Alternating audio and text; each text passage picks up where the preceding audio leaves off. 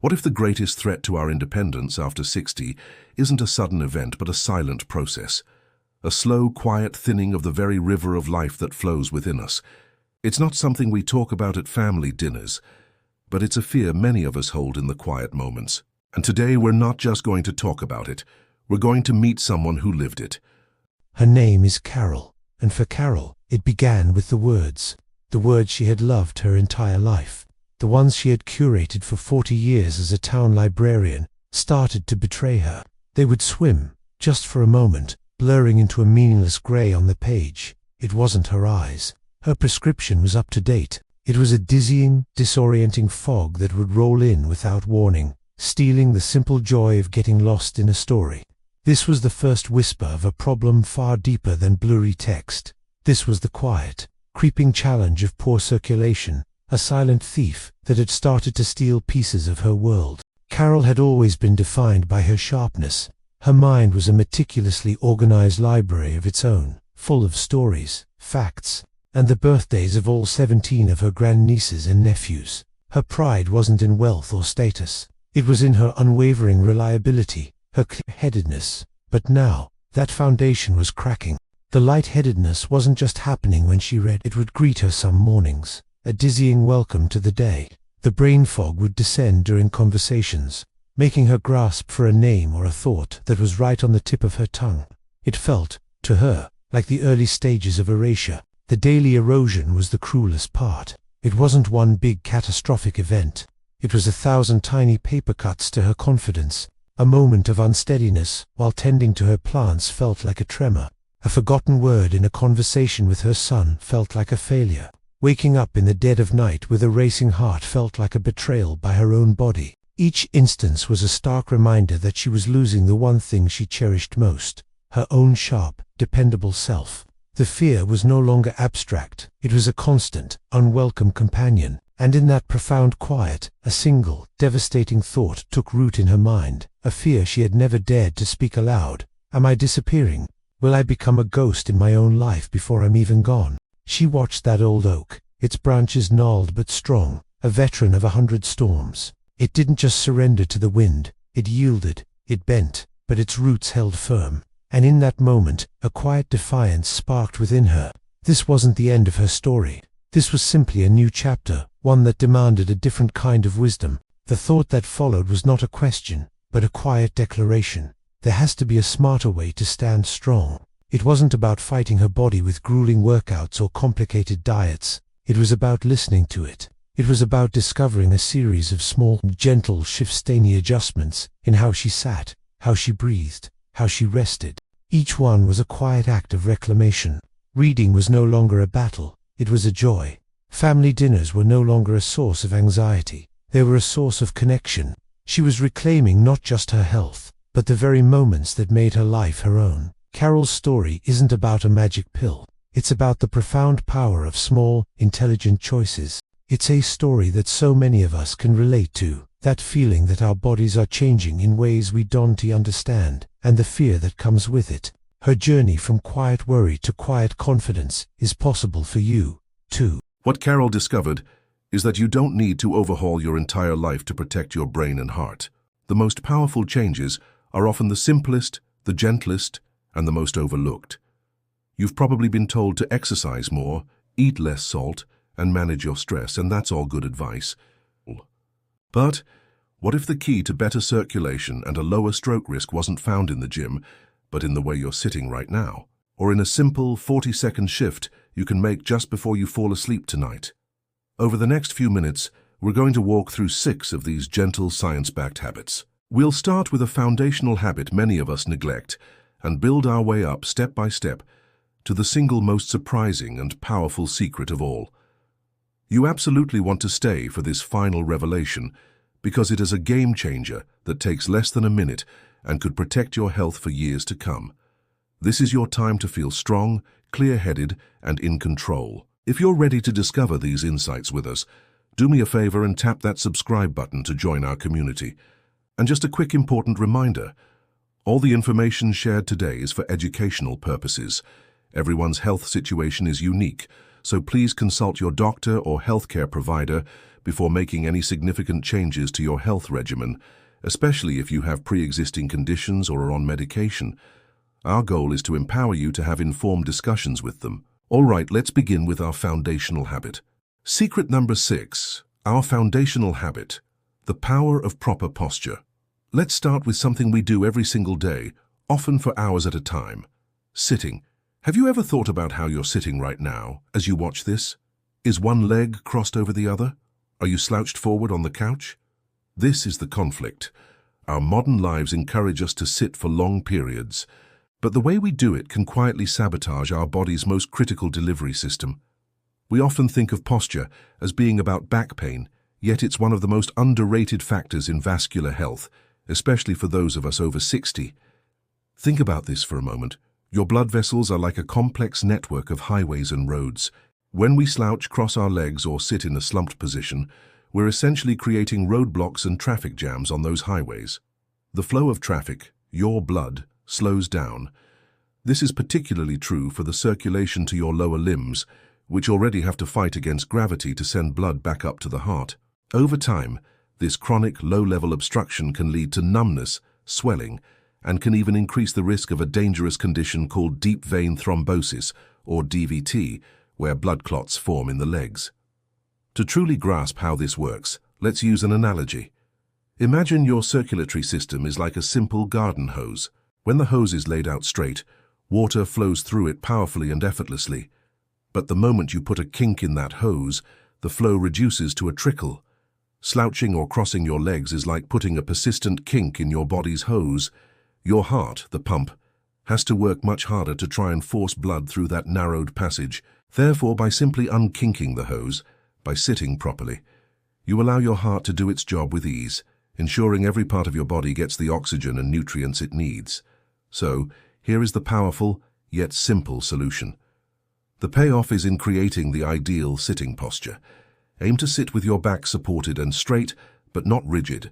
Your feet should be flat on the floor with your knees bent at roughly a 90-degree angle. That's it. This simple alignment takes the pressure off your arteries and veins. It opens up the highway. A study from the American Heart Association backs this up, highlighting that prolonged poor sitting posture can significantly impact vascular health, especially in older adults, leading to less stable blood pressure.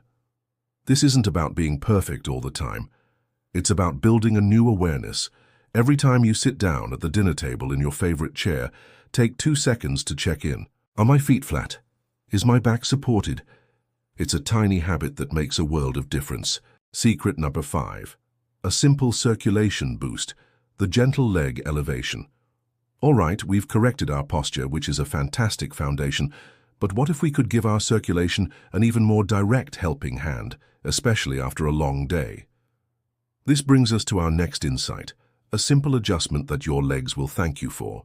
The problem we're tackling here is gravity.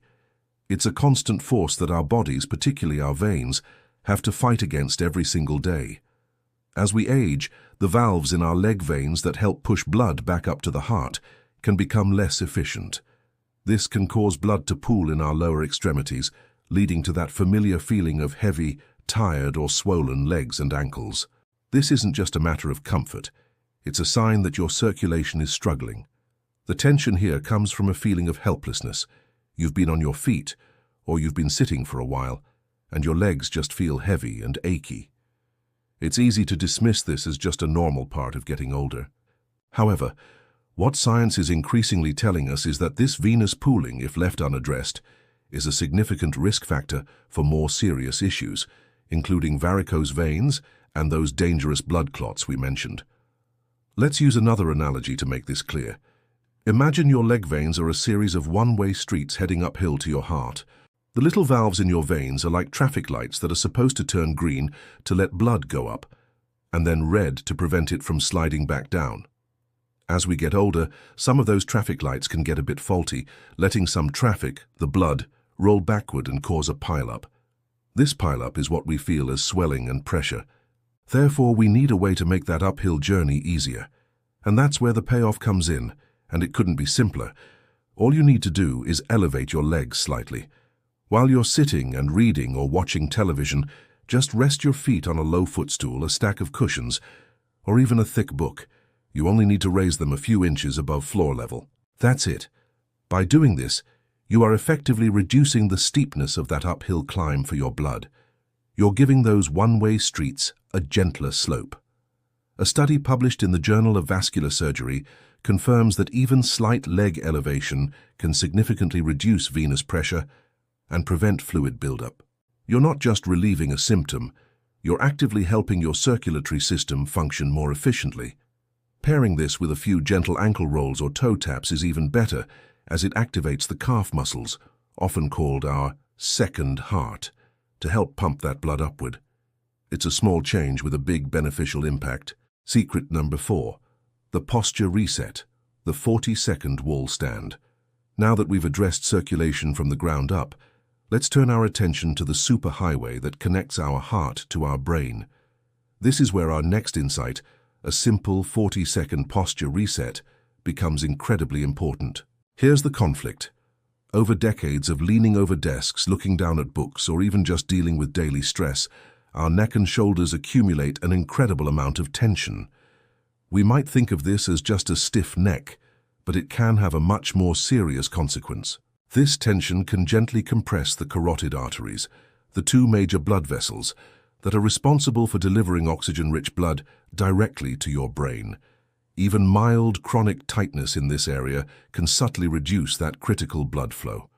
The result? You might experience unexplained lightheadedness, persistent fatigue, or that frustrating brain fog Carol felt in our story. It's a well-regarded principle in geriatric care that maintaining clear pathways for blood flow is paramount to cognitive health. A clinical review in the journal Frontiers in Neurology found that tension in the cervical muscles can indeed have a significant impact on cerebral blood flow, particularly in older adults. To understand this better, let's imagine those carotid arteries are like the main fuel lines to a high-performance engine, your brain. Now, imagine that over time, the clamps holding those fuel lines in place, your neck muscles, have been slowly over-tightened. The fuel can still get through, but the flow is restricted. The engine might still run, but it won't have the power, responsiveness, or clarity it's designed for. It will sputter and struggle. Therefore, our goal isn't to rebuild the engine, but simply to loosen those over-tightened clamps. Now, when it comes to any new physical movement like this one, it's especially important for us to approach it with awareness. This is a very gentle stretch, but please remember to start gently and listen to your body. Our goal here is empowerment through knowledge, so you can make the best choices for your unique situation. The solution is this wonderfully simple wall technique. Find any clear wall in your home. Stand with your back against it, your heels about an inch or two away from the baseboard. Now gently press your lower back, your shoulder blades, and the back of your head so they are all touching the wall. Lift your chin slightly, as if a string is gently pulling the crown of your head toward the ceiling. Hold this for just 40 seconds and breathe deeply. You're doing two powerful things here. First, you're gently stretching and releasing that built-up tension in your neck and shoulders, effectively loosening those clamps on your fuel line. Second, you're retraining your body's sense of proper alignment. It's a simple, profound reset for your nervous system and a direct investment in your brain's health. Secret number 3, the calming breath technique, deep abdominal breathing. We've worked on our physical alignment, but what about the system that powers it all? Our next insight takes us inward to one of the most powerful and automatic functions of our body, our breath. The problem is that most of us, especially when we're stressed or anxious, are shallow breathers. We breathe from our chest. This type of breathing is inefficient. It doesn't allow for a full oxygen exchange, and it keeps our nervous system in a state of low-grade alert or fight or flight. This state causes our blood vessels to constrict and our blood pressure to rise, the exact opposite of what we want for healthy circulation and a calm heart. The tension lies in the fact that this is an unconscious habit. We don't even realize we're doing it. Yet this pattern of shallow breathing can contribute to feelings of anxiety, a racing heart, and chronically elevated blood pressure, which is one of the single biggest risk factors for stroke. We might think we need medication to solve these issues, when in fact we have a powerful built-in tool to help manage them. Let's use an analogy here. Think of your lungs like two balloons. Shallow chest breathing is like only ever putting a few small puffs of air into the top of the balloons. They never fully inflate, and the air gets stale quickly. But deep abdominal breathing is like taking a long, slow breath that fills the balloons completely, from the very bottom all the way to the top. This full inflation ensures a massive exchange of fresh oxygen for waste carbon dioxide. Therefore, this superior oxygenation sends a powerful signal to your entire body to relax, to calm down, and to function more efficiently. Here's the simple, transformative payoff. It's called abdominal or belly breathing. You can do this lying down or sitting comfortably. Place one hand on your chest and the other on your belly. Now take a slow, deep breath in through your nose for a count of 4. As you inhale, focus on making your belly rise. The hand on your stomach should lift, while the hand on your chest remains relatively still. Then, exhale slowly through your mouth for a count of 6, feeling your belly gently fall. That's it. Just 40 seconds of this deep, mindful breathing can begin to shift your body out of stress mode and into a state of rest. A study from Harvard Medical School found that practices like this can lower systolic blood pressure significantly in some older adults. It's like a gentle massage for your internal organs and a calming signal for your heart and brain, delivered on the rhythm of your own breath. Secret number 2, the rejuvenating inversion, the legs up the wall pose. We are now approaching our most powerful insights. This next one is a wonderfully relaxing technique that feels like a treat, but it's actually doing some incredibly serious work for your circulatory system. The conflict we're addressing is, once again, our old friend gravity. After a full day of being upright, blood and other fluids naturally settle in our lower legs. We've already discussed how this can lead to swelling and tired legs, but it also means your heart has to work consistently harder all day long to pull that blood all the way back up from your feet. Over a lifetime, this constant workload takes a toll. The tension comes from feeling exhausted at the end of the day. Your legs may ache, your energy is low, and you just feel heavy. We often accept this as an unavoidable consequence of a busy day or simply of aging. However, we have the ability to give our heart and our veins a much-needed break, a true reset that can refresh the entire system. Let's use our final analogy. Imagine your circulatory system is a bi-level house, and your heart is the water pump located on the second floor. All day long, that pump has to work extra hard to draw water up from the basement, your feet. It's a constant, uphill battle. But what if, for a few minutes, you could flip the entire house upside down? Suddenly, all the water from the basement would flow effortlessly back to the second floor. The pump could take a break, and the whole system could repressurize and reset with zero effort. This is exactly what our next technique does. Now, as this involves lying on the floor, it's important to approach it with mindfulness. If getting up and down from the floor is a challenge, this may not be the right fit, or you might try a modified version on a bed. As always, listen to your body and never push into discomfort. The goal here is gentle restoration. The payoff is a classic restorative yoga pose called legs up the wall. And it's just what it sounds like. Lie on your back on the floor or on your bed. Scoot your hips as close to a wall as is comfortable. Then gently swing your legs up so they are resting against the wall. Your body should be in a rough L shape. Just rest there. Let your arms relax by your sides and breathe. Stay for just 40 seconds to a minute to start. In this simple position, you are reversing the flow. Gravity is now your friend. Blood from your legs and feet flows effortlessly back to your core, giving your veins and your heart a profound rest. A study in the Journal of Physiological Sciences found that postures like this improve venous return and reduce markers of stress. It helps reduce swelling, can calm your nervous system, and is a deeply refreshing practice to do before bed to help you sleep more soundly. Revelation number 1, the nightly 40-second stroke risk secret. And so here we are. We have covered 5 incredible gentle habits, but we have saved the most surprisingly simple and perhaps the most impactful for last. This is the one that works for you while you sleep. The one that requires almost no effort at all, yet directly helps your heart do its most important job. The ultimate conflict for our circulatory system, especially as we mature, is the sheer non-stop effort required to pump blood 24 hours a day, 7 days a week. It never gets a true break. But what if we could change our sleeping position in a tiny way that would act like giving our heart a helping hand for the entire night? Many people sleep on their back or their right side without ever thinking about it. But here's the crucial piece of information that is so often overlooked. The body is not symmetrical on the inside. One of your largest and most important veins, the inferior vena cava, which carries deoxygenated blood from the lower body back to the heart, runs along the right side of your spine. When you lie on your back, the weight of your organs can compress this massive vein. When you lie on your right side, you're putting even more direct pressure on it. This is like stepping on that garden hose again, forcing your heart to pump harder to pull blood through. This is our final, most important secret. This is the game-changing revelation. The payoff is a simple 40-second change when you get into bed. Roll gently onto your left side. That's it. By sleeping on your left side, you take the pressure completely off the inferior vena cava. The pathway is wide open.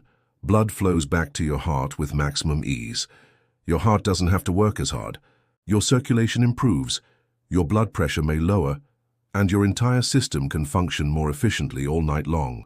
A study in the Journal of Clinical Sleep Medicine found that left-side sleepers showed better blood flow and had fewer episodes of sleep apnea, a dangerous condition where breathing is interrupted during sleep, which is a known risk factor for stroke. Furthermore, researchers at the Cleveland Clinic note that sleeping on your left side can also improve lymphatic drainage, your body's garbage collection system, and even aid digestion. It is a cascade of benefits from one tiny shift. Your heart pumps easier, your brain gets more oxygen, and your body cleanses itself more effectively, all while you sleep. And there you have it, the nightly 40-second stroke risk secret. It's almost shockingly simple, which is precisely why it's so powerful and why we saved it for last. So let's quickly recap the incredible journey we've taken. We started by building our foundational habit of sitting with proper posture. We then added a simple circulation boost by gently elevating our legs. We learned the posture reset against the wall to open the channels to our brain and practiced the calming breath technique to relax our entire system from the inside out.